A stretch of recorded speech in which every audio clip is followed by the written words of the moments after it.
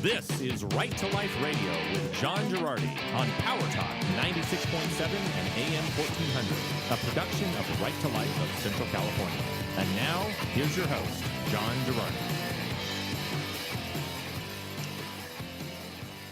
A new proposal from Mr. Biden that could be one of the most aggressive pro-choice proposals ever proposed.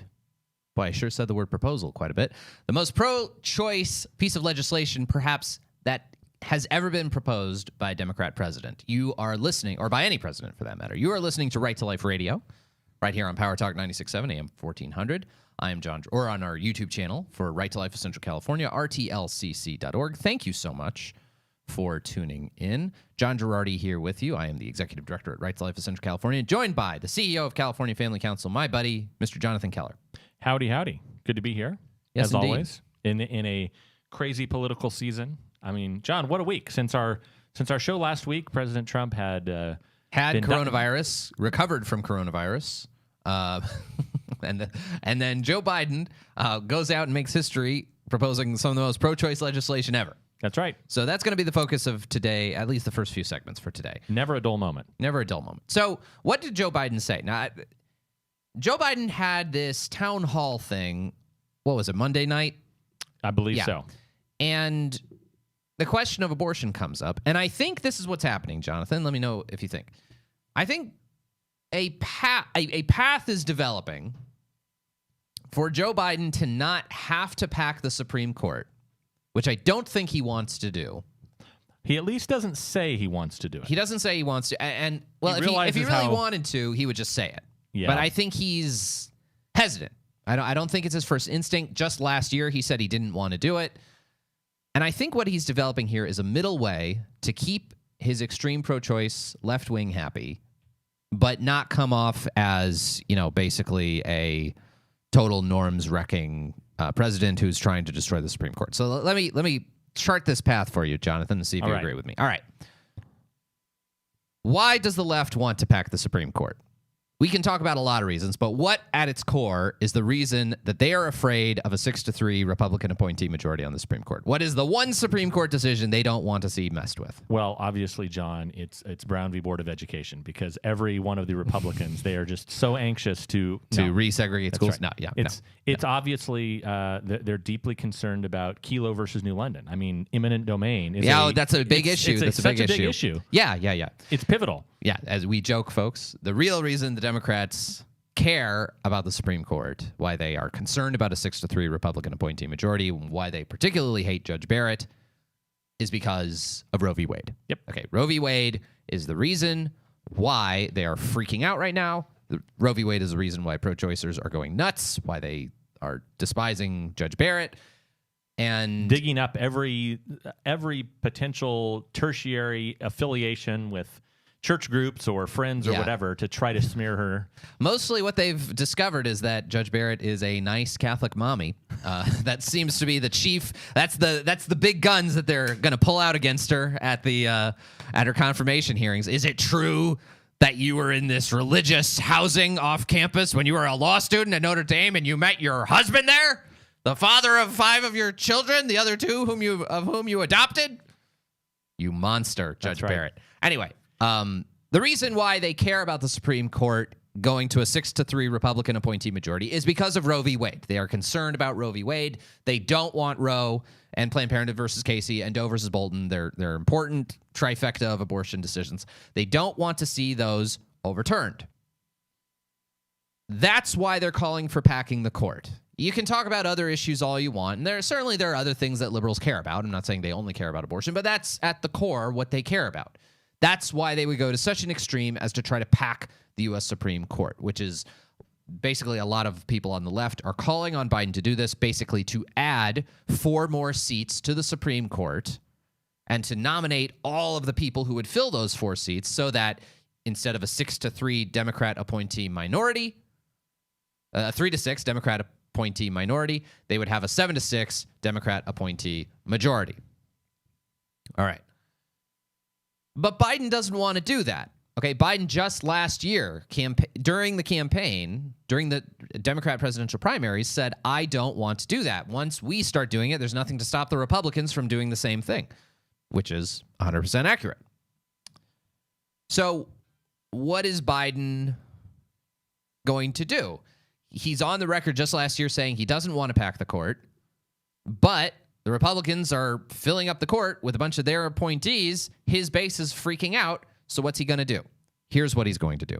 Now, one of the important things to remember about Roe and Planned Parenthood versus Casey, these Supreme Court decisions, the chief thing they do is not just make abortion legal or illegal. They say that abortion is part of the Constitution. Okay? And by making abortion part of the Constitution, what that means is that normal laws passed by Congress with the House and the Senate and the president signing off on it, or a normal law passed by a state legislature in a state. Okay, in California, it's the state assembly, the state senate, and the governor signing off. Normal laws cannot really regulate abortion in a way that's different from what those Supreme Court decisions said. Okay? That's the critical thing, is not just that the Supreme Court makes abortion illegal, it takes away the ability of the state legislatures or Congress to regulate abortion effectively. If you're a state legislature and you say, we don't want any abortions after the first trimester, you can't pass a law like that.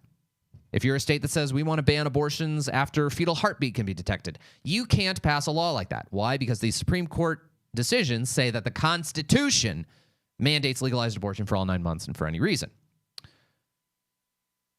So that's an important thing to understand. That's what Roe, Planned Parenthood versus Casey, and Doe does. So if Roe gets overturned, if these abortion decisions get overturned, most likely the outcome will be not that abortion is banned everywhere. The most likely outcome is every state is allowed to pass whatever laws they want regulating abortion. So New York and California will still have very permissive abortion laws, but Oklahoma and Texas and Alabama and Louisiana and Ohio, they will have more restrictive abortion laws. John, are you saying that abortion would be treated like most other policies, state policies? Yes, that is what I am saying. You would have a patchwork of differences between like marijuana laws and jaywalking laws and homicide laws. And all kinds of other laws. Yes, exactly. So that's the most likely outcome. But here is a way the Democrats could get around it. Here's a way the Democrats could have Roe v. Wade overturned, but more or less keep the legal status quo. Here is what I think will happen. Joe Biden has shown reluctance to packing the court, but one thing he's been more open about is a thing we've talked about on this show, which is abolishing the filibuster in the United States Senate. Okay, what does that mean? In the Senate, most of the time, in order to advance legislation, you actually need 60 votes rather than 50. Okay? And this is basically, you need 60 votes to end debate on a topic. Cloture. Which is called cloture, the closing of debate. You need 60 of the 100 senators to say, let's close the debate, let's have cloture of the debate, and thus get to a final vote. So effectively, that means for most things in the Senate, you actually need 60 votes to advance legislation, not just a mere simple majority. Which is why, if you hear people talk about, oh, well, you know, we'd love to do this particular type of thing. Unfortunately, John, I know it happens on the left for sure, but it's incredibly galling, and the most frustrating thing is when we see it on the right. I know I'm supposed to be, I'm taking off my nonprofit hat right now, just as a private citizen. Go for it. I know that conservatives, pro-lifers are supposed to be good little soldiers, and when you go to D.C. at the March for Life, for example, you hear the legislators, whether it is the House of Representatives or the Senate, they say, well, you know, we want to let you know, we know you plucky pro-lifers, you've all come to D.C., and we have some great news for you. We are taking a vote on X, and it might be the unborn victims of violence abortion ban, 20-week abortion ban, or fetal pain legislation, whatever it is. And Mitch McConnell and Kevin McCarthy and everybody else are like, we want you to know you're very valuable to us. So we are taking a vote, and we got all 50, well, not all, because a couple of, okay, but we got 51 of the 53 Republicans to vote for it in the Senate, and we got, 205 of the Republicans or the people in the House to vote for it, and yay! And conservatives get excited. They're like, wow, this is great. Look, the vote happened. Yeah. And even in the years when President Trump was in office, and we had a Republican House and a Republican Senate, again, we speaking as Jonathan Keller, not Right to Life or Yeah. California Family Yeah. Council. Even when that was the case, nothing happened. And why Right. did nothing happen? Because you actually need 60 votes to advance this stuff in the Senate, not just 51. And because the minority, as long as the minority can have 41 votes, you can't actually proceed to a final vote. And the minority, it's this game that is especially played in the Senate. Somewhat in the House as well, but especially mostly in the Senate. Senate. Mostly in the Senate. Both parties play this to placate their base, and they say, "Well, we voted for we it. tried. Our hands are tied. That darn filibuster. I'm just sorry, we can't do anything." Right. And what the Democrats are saying is, to heck with that. Yep. Just abolish the filibuster. If the Democrats, here's the thing: if Biden wins this election, the Democrats are likely to take control of the Senate. They won't have a big majority in the Senate. They certainly won't have 60 votes. So if they abolish the filibuster rule, which a simple majority in the Senate can do, it's just an internal Senate rule, then they can pass all kinds of legislation. They can pass almost anything they want. And here's what I think is going to happen.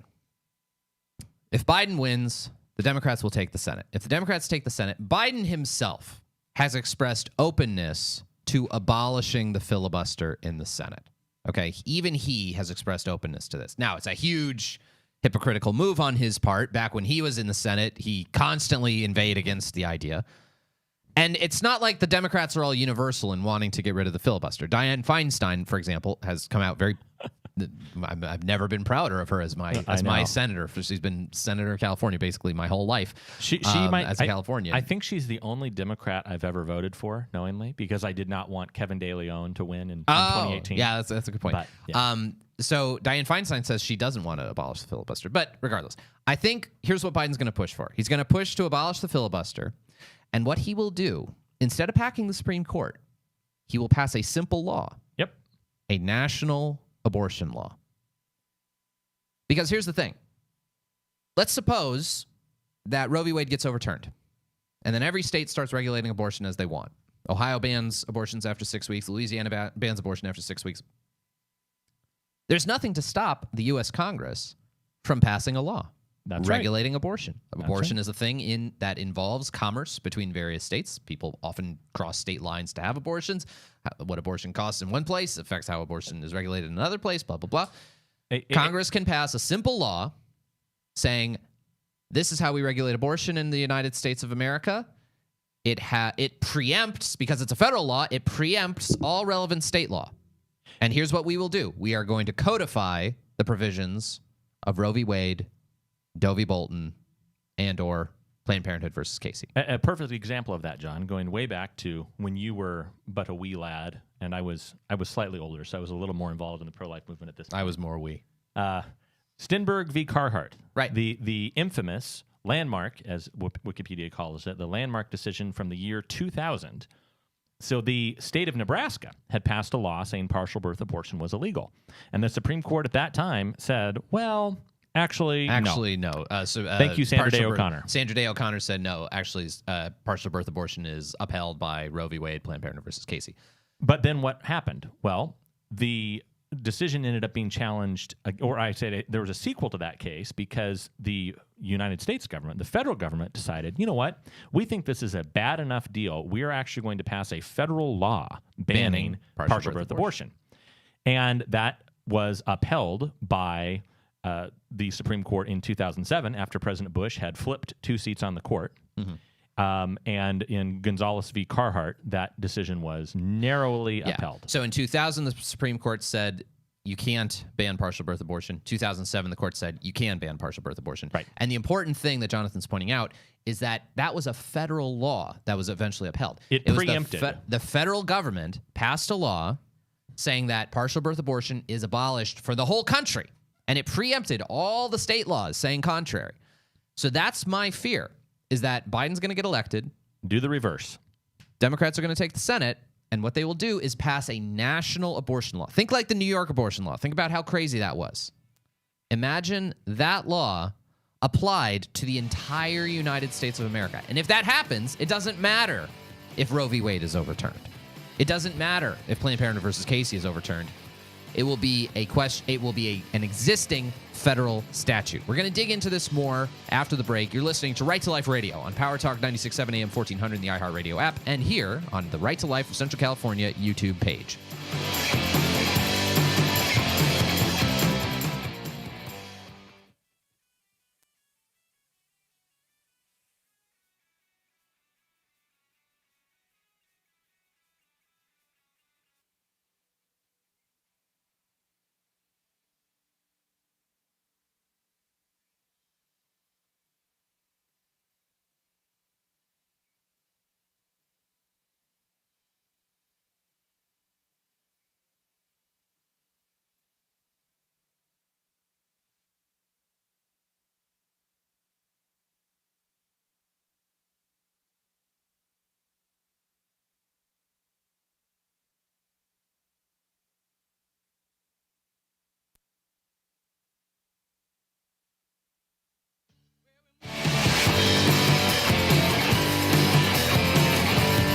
Moving on up here at Right to Life of Central California. This is the theme from, what is this? The Jeffersons? The Jeffersons, that's right. Thank you all so much for tuning in. It's absolutely delightful to have you all with us here in our friendly Right to Life of Central California studio.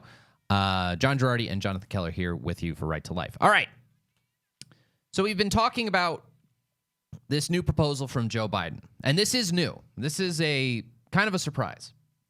And I should say new for him, because there have been efforts back in 2009, John. I remember we were all greatly concerned that... By the way, the proposal we're talking about, for those who might have just joined from the commercial break, Joe Biden is proposing a national abortion law, a national law regulating abortion to keep abortion legal for all 9 months of pregnancy and for any reason, basically to codify Roe v. Wade as a normal statute.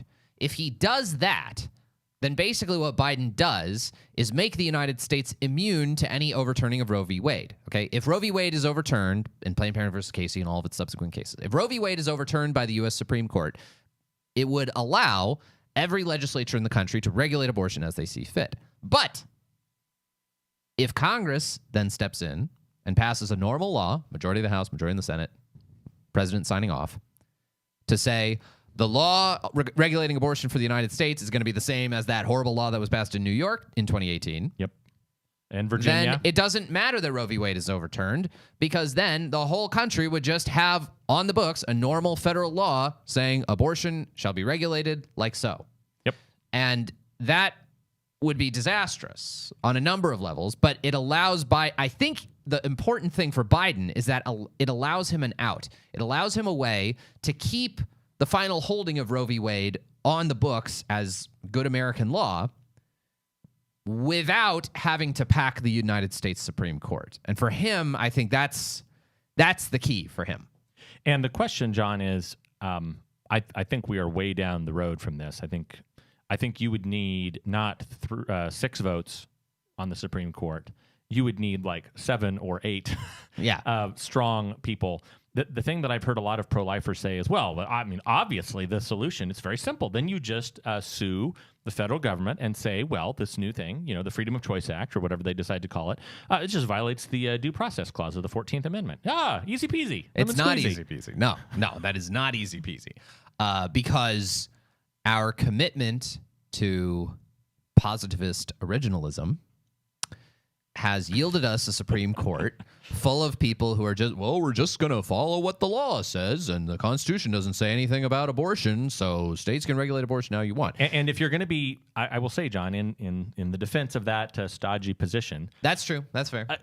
In terms of originalism, I don't think that the people who wrote and the states who ratified the 14th Amendment specifically had abortion in mind when they ratified it. Although there were many states that were passing laws regulating abortion at the exact time that the 14th Amendment was adopted, including Ohio, which in the very same legislative session both ratified the 14th Amendment and passed a law beefing up penalties for doctors who perform abortions. So, see, this is why, folks, la-di-da. Jonathan. Jonathan. And I do very little show prep, so I actually sometimes learn things on the show, on the fly. Yeah, but yeah, that is true. The Ohio legislature, it was the exact same session when they ratified the 14th Amendment they also passed a law beefing up their anti-abortion. So law. there is some 14th Amendment case to be made. You're saying there's less of a reach to that than there was for the Bostock decision, as an example. I'm just redefining all of American law regarding what sexuality actually means. Yeah. Yes. So this is I can't emphasize enough.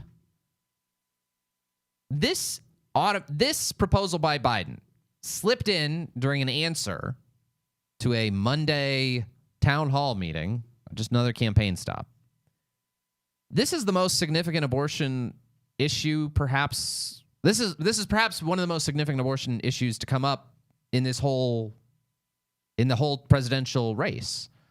This now becomes the focus. Are we going to elect a president who's going to pass a national law, basically insisting that every state in the union has to have legalized abortion to make the country basically Roe v. Wade overturned proof? That's what we're dealing with here, okay? Because it's smart. I think it's smart on the part of the left to do this. That if they want to keep the final holding of Roe up, they know they'd be in for the political fight of their lives to try to pack the court. But this would be an easier thing to do. I will say, John, because then they can say, "Oh, the law hasn't changed at all." I do think that the Freedom of Choice Act, or whatever you want to call it moving forward, I think that is going to be a heavy lift. It will be a heavy. Now, yeah, and that's true. That's going to be a highly contentious bill. That'll result in a lot of Democrats losing their seats.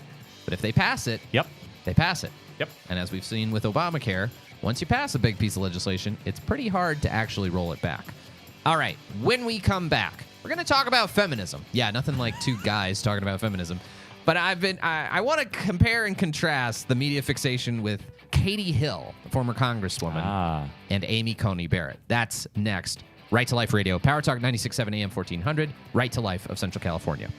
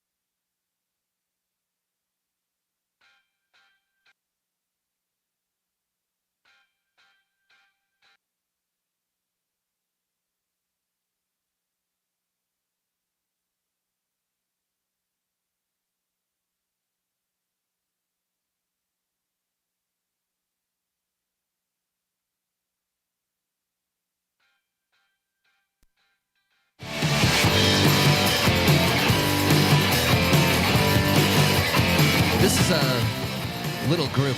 You may have heard of these guys, Jonathan. These guys from Liverpool, The Beatles. The Beatles, and I think they may amount to something. These guys. Thank you so much for listening. This is from the Sgt. Pepper's Lonely Hearts Club album, I believe. Reminds me of the just the spelling and everything reminds me of that great classic '90s movie, That Thing You Do. Yes, with the Wonders, the Oneaters. It looks like the Oneaters. Yes, yes. Thank you all so much for listening to Right to Life Radio. All right, I want to get into this now. I admit you cannot entrust a segment like this to any rank amateur. That's right. I'm about to embark on a harrowing radio journey right now. This is professional mansplaining, This is professional work we're doing here. We're going to see if we can have two dudes talk about feminism and not come off like jackasses. So let's get started and see if we can do it. Jonathan, you ready? All right. All right. Diving in. Good. Hopefully we can just delete this segment if we say anything that would get us fired. All right. So here we go. Some of you may remember this story from about a year or two ago. A congresswoman from California named Katie Hill. Now, Katie Hill was a very young member of the House of Representatives. She's pretty aggressively liberal. She's my age. She's 33 years old. And 2 years ago, we were both 2 years younger. Katie Hill was on the road to great things, was a favorite of Pelosi, and she was a high riser. That's right. On the way up. She was moving on up in the Democratic ranks. Until a complaint emerged, until basically a story broke in which she was going through divorce proceedings with her husband, and her husband leaked a whole bunch of nude, intimate photographs of her. And this led to a story getting out about how their relationship ended. And basically, it was revealed that she and her husband were engaged in a bizarre three-way affair, herself, her husband, and one of her female staffers, which is a gross abuse of power. The power dynamics there are really inappropriate. There were accusations against her of abusive behavior towards the staff member. And other staff members. And Pelosi, I think, put pressure on her, and she wound up resigning before the full House Ethics Committee could perform its investigation. So Katie Hill resigned from Congress in disgrace. However, now, I want to note, first of all, the fact that her husband publicly released nude photos of her was horrible and despicable and evil and abusive and a violation of her rights and every horrible thing in the book. She was victimized by her husband in that way. Something often called revenge porn. Revenge porn. And John, yes, I think I speak for every Christian, conservative, and person of good standing that I know that thinks that is horrible and awful, and no one should ever be subject to it. Yes, completely horrible. Now, with that said, that was a horrible thing that happened to her, she was also doing some pretty horrible stuff, okay? Having, even getting outside of the Christian ethic that you and I hold to, Jonathan, having any kind of intimate relationship with subordinate staff is a terrible idea. First of all, just terrible idea, period. Secondly, probably violated a whole bunch of House ethic rules. The abusive way in which she was treating this staff member and other staff members was bad. They didn't wind up getting the full investigation done because I think Pelosi realized this is a liability and Hill was pressured to resign. Nevertheless, Hill has gone on this bizarre rehabilitation tour. Thank you, Jonathan. Perfect. Where she published a memoir, which, first of all, let me just say, as a fellow 33-year-old, there's no 33. The only 33-year-old in history who really needed to have a memoir of himself published, his name was Jesus Christ. All right. If you're not, maybe Dante for his mystical journey to hell, purgatory, and heaven. Dante was 33 years old in the Divine Comedy. Yes.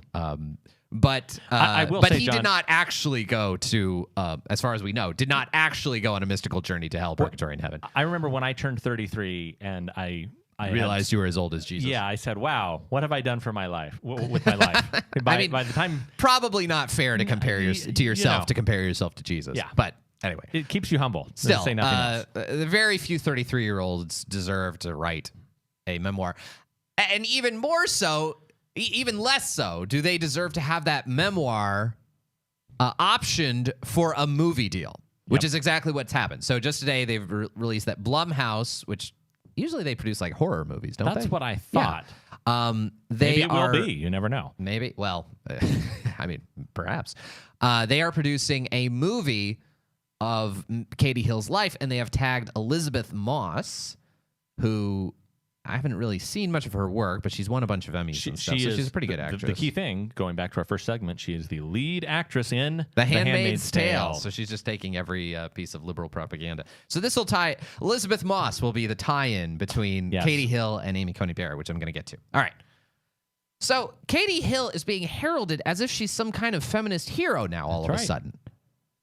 For doing what exactly? It's horrible what happened to her. It's horrible that her husband published, this horrible pornography thing. Mm-hmm. But basically, Hill's accusation is that I did bad things, but there's a double standard being applied to women.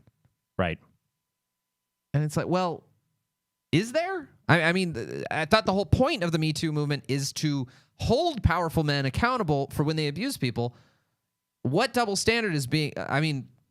I don't know what double standard is necessarily being applied. If you were being let go and men were being fired, that's a double standard. It would be a bad double standard. Right. So what is the double standard here?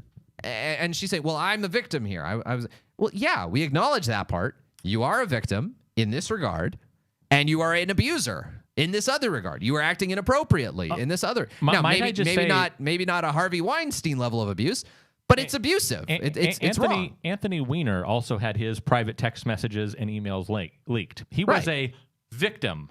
And if you remember, nobody feels sorry for him. Everyone just makes fun of him, and it doesn't help that his last name is Weiner. Yep. People keep using that, especially for someone who leaked a picture of his.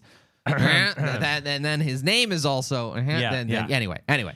But that's the point, John. I think that's the perfect example where he. The photos were published. They were some of them were leaked, and then he initially said, "Oh, I was hacked," and this and that and the other. Okay, but it is his private stuff, right? No, no pun intended. His private information, yes, and his private parts, which are being leaked to the public without his consent. So actually, it seems like people are applying a double standard. They're way more sympathetic to her than they are. Anyway, you may be asking, what the heck does any of this have to do with abortion? Let me circle it around. I want to compare the way the media is treating Katie Hill to the way they are currently treating Amy Coney Barrett. Judge Barrett is getting slammed left and right on the basis of being too religious, that she's pro-life. She was part of this People of Praise group, and people, it's just part of it. They have handmaids, this group of Catholics, and they have this, they have like prayer groups together, and they call certain women in mentoring roles, they call them handmaids, and it's like The Handmaid's Tale, this book, which is one of the only two books we've ever read. It's like Handmaid's Tale and Harry Potter, the only two cultural reference points for young adult liberals who are in their 30s. Read another book. The only two novels they've ever read, Handmaid's Tale and Harry Potter. Now we can't cite Harry Potter anymore because J.K. Rowling's been canceled because she believes in biological sex. So, as a result, the only book we can talk about is Handmaid's Tale. Amy Coney Barrett wants to... Which people ignore that. I guess in Handmaid's Tale, it's like a hyper-religious society, but it's a hyper-religious society that also believes in, like, no sense of marital fidelity and like it's female subjugation, mass surrogacy, mass IVF surrogacy, like that's which is not anything that any Christian group believes. Our friend Alexander DeSanctis had this fantastic line on Twitter a couple days ago. She goes, "The thing I'm personally most looking forward to about Amy Coney Barrett's tenure on the Supreme Court is when she authors the decision." Banning commercial surrogacy. Commercial surrogacy. Yeah, exactly. which is the entire premise of the Handmaid's Tale. Of the Handmaid's Tale. Anyway, look at the way that Katie Hill's being treated. Look at the way that Amy Coney Barrett's being treated. There's no way, in looking at these two, that you could say that Barrett is less of a feminist success story than Hill. Hill got elected to Congress. She did a whole bunch of sleazy stuff as a member of Congress. Yes, a very terrible thing was done to her by her ex-husband. But she is not...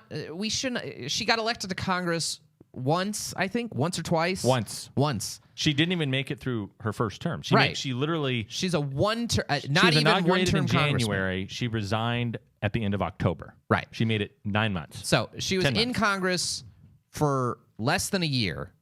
She's being held up as some feminist hero.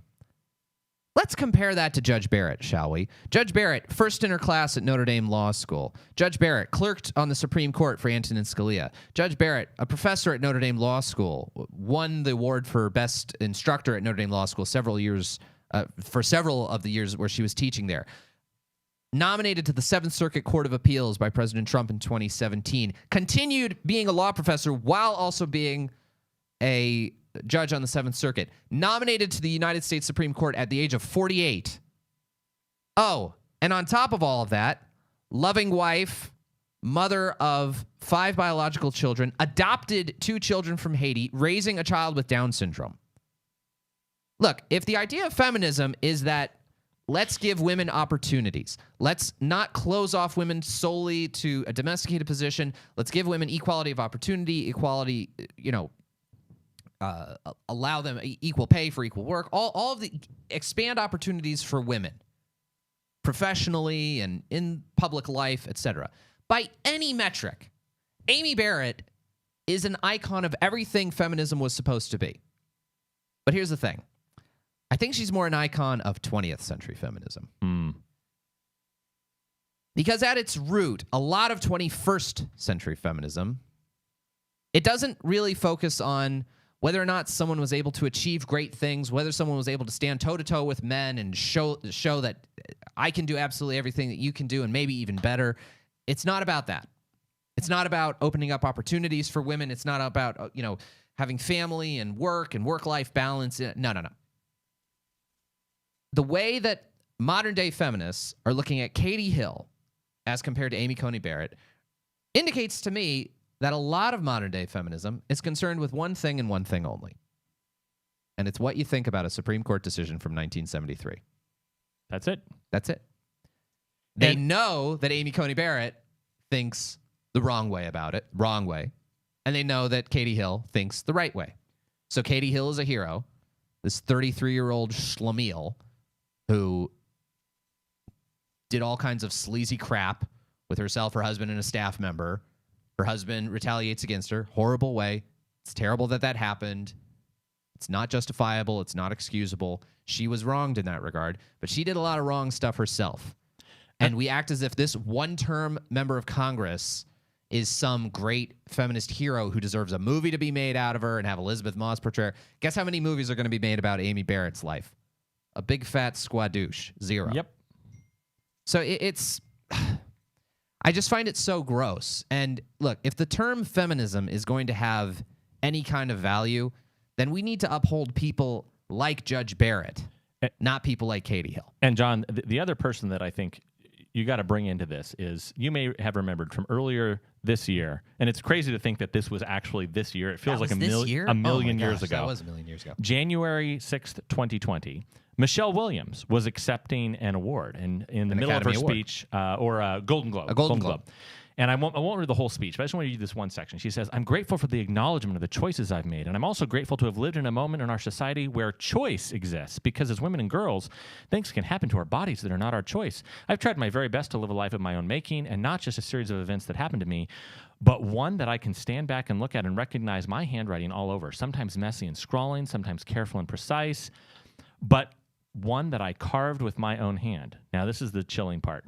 "I wouldn't have been able to do this without employing a woman's right to choose when to have my children and with whom. When I felt supported and able to balance our lives, knowing, as all mothers know, that the scales must and will tip towards our children now." So basically, she was saying, I couldn't have achieved what I achieved without abortion. Yep. And that demonstrates the difference between what modern-day feminists, what modern-day left-wing feminism is about. At its root, it's always going to acknowledge Michelle Williamses and the Katie Hills over the Amy Barretts. And again, it's because at its root, what they're concerned about is abortion. I hope that modern-day pro-life feminists can take back that word, take back that category from the modern-day pro-choice left. But it's a difficult thing. All right, we'll be back with closing thoughts right here on Right to Life Radio after this break. John Girardi with you.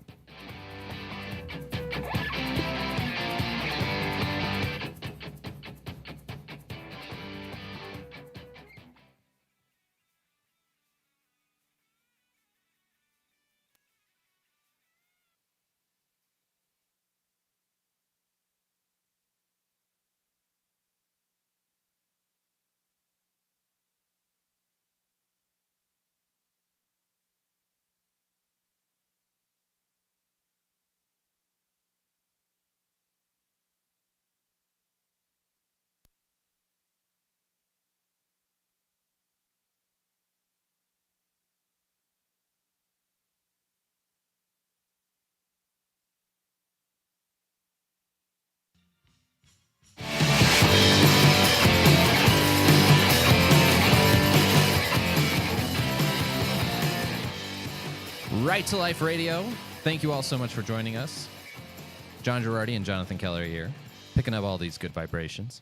All right, Jonathan, I want to thank people who have joined our 300 Club at Right to Life of Central California. The 300 Club is the exclusive. It's not exclusive. Anyone can join. The club, basically, if you want to help support Right to Life in a sustainable, predictable way that helps us and that it's a reasonable amount for you to give, $25 a month, that's $300 a year. That's the premise of the 300 Club. If you're interested in doing that, if you want to support us in that way, you get access to our newsletter, you get access to some thank you gifts, all kinds of nice things, acknowledgement in our different media outlets. Go to rtlcc.org and you can click the big blue 300 Club button right there. So I want to go through people who've signed up. I'm going to go through the H's. I'll start there. Clinton Kelly Haskell, Larry and Renee Holiday, Charles and Martha Irwin, Pat Johnson, Domenico and Molly Johnston, Jeff and Deborah Jorgensen, Richard Coons. Hey, your brother-in-law, Richard. Your brother-in-law, Jonathan.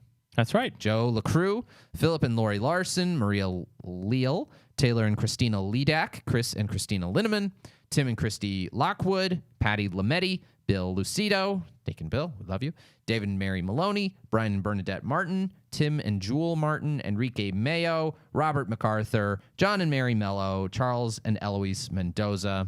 I think that's pretty good. All right, so thank you all so much for joining the 300 Club. All right, Jonathan, as we close out the show, I just want to reiterate a few quick words about Prop 14. And I think we're going to have a show later on talking a bit more about Prop 14. The one thing on the ballot that we're taking a very definitive-ish stance on that we can as a 501c3 is Proposition 14. And we are urging you all to vote no on Prop 14. You've probably heard some of the Right to Life PSAs here on Power Talk over the week talking about embryonic stem cell research and why it's a bad idea. So let's explain what Prop 14 is, Jonathan. Prop 14 is a bond, okay? Cha-ching, A cha-ching. $5.5 billion bond. Now, people sometimes their eyes glaze over when they hear the word bond. Let me explain it to you in a way that's really easy. A bond is a loan made to a government entity, like a state or a city or a school district. So the state of California, if we pass this bond measure, state of California right away is going to get $5.5 billion to fund stem cell research that involves destroying embryos. Okay? Taking stem cells out of embryos, whether they're embryos left over from IVF treatments or cloned human embryos. Take the cells out of the embryos die. This would be $5.5 billion to the state to fund that research, and then we would have to pay that $5.5 billion back. That's the nice thing about a bond, is that the government gets the money, and then the taxpayers have to pay it back. And not only would we have to pay it back... It's not a tax increase. Yeah. Not only would we have to pay it back, we would have to pay it back with interest. So it's $5.5 billion to the state for this research.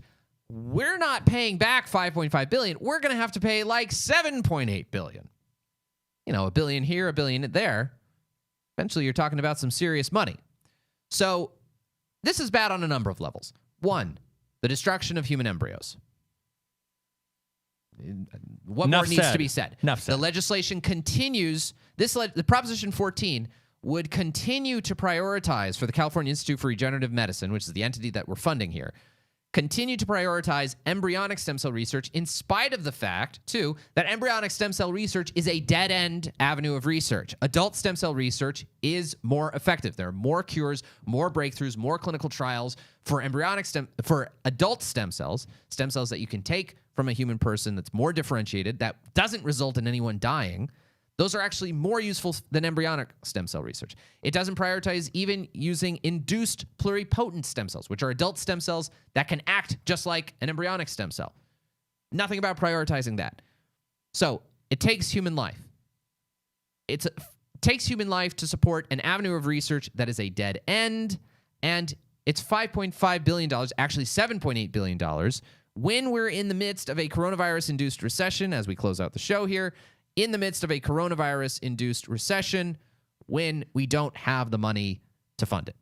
Just vote no. Other than that, so just vote no. No on 14. That'll do it for us. That'll do it for us. This has been Right to Life Radio on Power Talk 96.7 and AM 1400.